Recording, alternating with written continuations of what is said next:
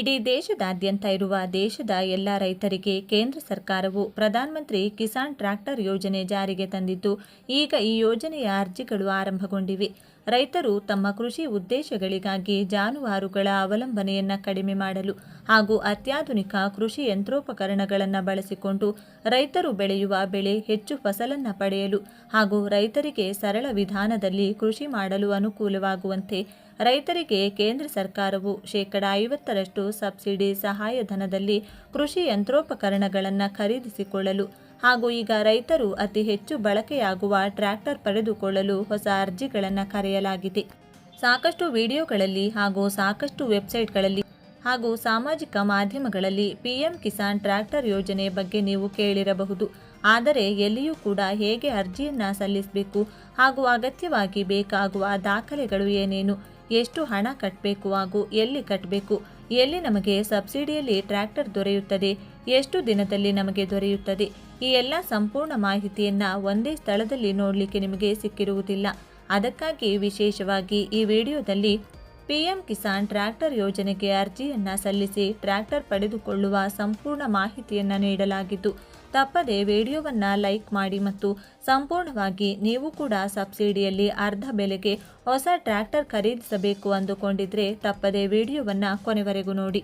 ರೈತರ ಕೃಷಿ ಚಟುವಟಿಕೆಗಳನ್ನು ಇನ್ನಷ್ಟು ಸುಲಭ ಹಾಗೂ ಆಧುನಿಕಗೊಳಿಸಲು ಉದ್ದೇಶದಿಂದ ಟ್ರ್ಯಾಕ್ಟರ್ ಖರೀದಿಗೆ 50%ರವರೆಗೆ ಸಬ್ಸಿಡಿ ನೀಡಲಾಗುತ್ತಿದೆ ಎಂಬ ಮಾಹಿತಿ ಹರಿದಾಡುತ್ತಿದೆ. ಈ ಯೋಜನೆಯನ್ನು ಸಾಮಾನ್ಯವಾಗಿ ಪಿಎಂ ಕಿಸಾನ್ ಟ್ರ್ಯಾಕ್ಟರ್ ಯೋಜನೆ ಎಂದು ಕರೆಯಲಾಗುತ್ತಿದೆಯಾದರೂ ವಾಸ್ತವವಾಗಿ ಇದು ಕೇಂದ್ರ ಹಾಗೂ ರಾಜ್ಯ ಸರ್ಕಾರಗಳ ಕೃಷಿ ಯಾಂತ್ರೀಕರಣ ಯೋಜನೆಗಳ ಅಡಿಯಲ್ಲಿ ಜಾರಿಯಲ್ಲಿದೆ. ಕೃಷಿಯಲ್ಲಿ ಯಂತ್ರೋಪಕರಣಗಳ ಬಳಕೆಯನ್ನು ಉತ್ತೇಜಿಸುವ ಸಲುವಾಗಿ ರೈತರಿಗೆ ಟ್ರ್ಯಾಕ್ಟರ್ ಸೇರಿದಂತೆ ವಿವಿಧ ಕೃಷಿ ಸಾಧನಗಳಿಗೆ ಸಹಾಯಧನ ಒದಗಿಸಲಾಗುತ್ತಿದೆ. ಈ ಯೋಜನೆಯಡಿ ಅರ್ಹ ರೈತರು ಹೊಸ ಟ್ರ್ಯಾಕ್ಟರ್ ಖರೀದಿಸಿದಲ್ಲಿ ಸರ್ಕಾರದಿಂದ 20% 50%ರವರೆಗೆ ಸಬ್ಸಿಡಿ ಪಡೆಯುವ ಅವಕಾಶವಿದೆ. ಸಹಾಯಧನವನ್ನು ನೇರವಾಗಿ ರೈತರ ಬ್ಯಾಂಕ್ ಖಾತೆಗೆ ಜಮಾ ಮಾಡಲಾಗುತ್ತಿದ್ದು, ಉಳಿದ ಮೊತ್ತವನ್ನು ಬ್ಯಾಂಕ್ ಸಾಲದ ಮೂಲಕ ಪಾವತಿಸುವ ವ್ಯವಸ್ಥೆಯೂ ಲಭ್ಯವಿದೆ. ಇದರ ಮುಖ್ಯ ಉದ್ದೇಶ ಕೃಷಿ ಉತ್ಪಾದಕತೆಯನ್ನು ಹೆಚ್ಚಿಸುವುದರ ಜೊತೆಗೆ ರೈತರ ಮೇಲಿನ ದುಡಿಮೆ ಭಾರವನ್ನು ಕಡಿಮೆ ಮಾಡುವುದು. ಟ್ರ್ಯಾಕ್ಟರ್ ಸಬ್ಸಿಡಿಗೆ ಅರ್ಜಿ ಸಲ್ಲಿಸಲು ರೈತರು ಭಾರತೀಯ ನಾಗರಿಕರಾಗಿರಬೇಕು ಹಾಗೂ ಕೃಷಿ ಭೂಮಿಯ ದಾಖಲೆಗಳನ್ನು ಹೊಂದಿರಬೇಕು. ಅರ್ಜಿದಾರರಿಗೆ ಮಾನ್ಯವಾದ ಆಧಾರ್ ಕಾರ್ಡ್ ಮತ್ತು ಬ್ಯಾಂಕ್ ಖಾತೆ ಕಡ್ಡಾಯವಾಗಿದ್ದು, ಈ ಹಿಂದೆ ಇದೇ ರೀತಿಯ ಸಬ್ಸಿಡಿ ಪಡೆದಿರಬಾರದು. ಅರ್ಜಿ ಪ್ರಕ್ರಿಯೆಯನ್ನು ಆನ್ಲೈನ್ ಮೂಲಕ ಸಂಬಂಧಿತ ಕೃಷಿ ಇಲಾಖೆಯ ಪೋರ್ಟಲ್ನಲ್ಲಿ ಪೂರ್ಣಗೊಳಿಸಬಹುದಾಗಿದ್ದು, ಅಗತ್ಯ ದಾಖಲೆಗಳನ್ನು ಸಲ್ಲಿಸಿ ಪರಿಶೀಲನೆಯ ನಂತರ ಸಹಾಯಧನ ಮಂಜೂರು ಮಾಡಲಾಗುತ್ತದೆ. ಆನ್ಲೈನ್ ಸೌಲಭ್ಯ ಲಭ್ಯವಿಲ್ಲದ ರೈತರು ಹತ್ತಿರದ ಕೃಷಿ ಇಲಾಖೆ ಕಚೇರಿ ಅಥವಾ ಸೇವಾ ಕೇಂದ್ರದ ಮೂಲಕವೂ ಅರ್ಜಿ ಸಲ್ಲಿಸಬಹುದು. ಇದಲ್ಲದೆ ಪಿಎಂ ಕಿಸಾನ್ ಟ್ರ್ಯಾಕ್ಟರ್ ಯೋಜನೆ ಎಂಬ ಹೆಸರಿನಲ್ಲಿ ಪ್ರತ್ಯೇಕವಾಗಿ ಹೊಸ ಯೋಜನೆ ಘೋಷಣೆ ಮಾಡಲಾಗಿದೆ ಎಂಬುದು ಅಧಿಕೃತ ಮಾಹಿತಿಯಲ್ಲ. ಟ್ರ್ಯಾಕ್ಟರ್ಗಳಿಗೆ ಸಬ್ಸಿಡಿ ಕೃಷಿ ಯಾಂತ್ರೀಕರಣಕ್ಕೆ ಸಂಬಂಧಿಸಿದ ಸರ್ಕಾರಿ ಯೋಜನೆಗಳ ಅಡಿಯಲ್ಲಿ ಮಾತ್ರ ನೀಡಲಾಗುತ್ತಿದೆ. ಆದ್ದರಿಂದ ರೈತರು ಯಾವುದೇ ಗೊಂದಲಕ್ಕೆ ಒಳಗಾಗದೆ ಅಧಿಕೃತ ಸರ್ಕಾರಿ ಮೂಲಗಳಿಂದ ಮಾಹಿತಿ ಪಡೆದು ಮಾತ್ರ ಅರ್ಜಿ ಸಲ್ಲಿಸುವಂತೆ ಕೃಷಿ ಇಲಾಖೆ ಸಲಹೆ ನೀಡಿದೆ.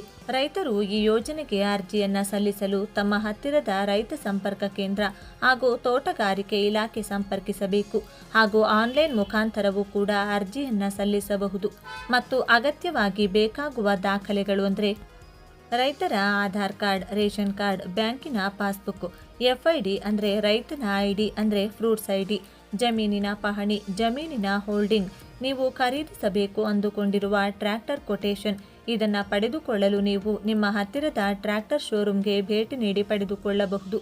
ರೈತರ ಪ್ಯಾನ್ ಕಾರ್ಡ್, 5 ಭಾವಚಿತ್ರಗಳು ಅಂದರೆ ಪಾಸ್ಪೋರ್ಟ್ ಫೋಟೋ, ಇನ್ನು ಇತರ ದಾಖಲೆಗಳ ಅಗತ್ಯ ಇರಬಹುದು.